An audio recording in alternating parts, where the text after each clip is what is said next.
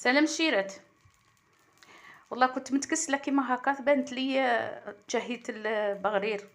ايا قلت والله اني نوض نديره، وراه الحمان تعرفوا والله لا هنايا راه الحمان في الكوزينه. هذا البغرير هذا اني دايرته بالدقيق تاع القمح تاع برا تاع البلاد.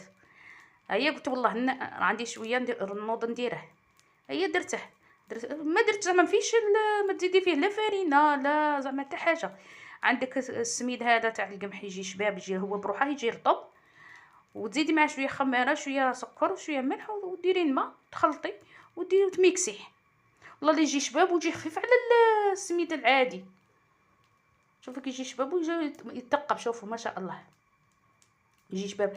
بصح لا كولير تاعه تجيك شغل شويه غامقه مش كيما السميد العادي، تجيك شغل صفر ولا لا. هذا يجي شويه كلي يميل للكحول.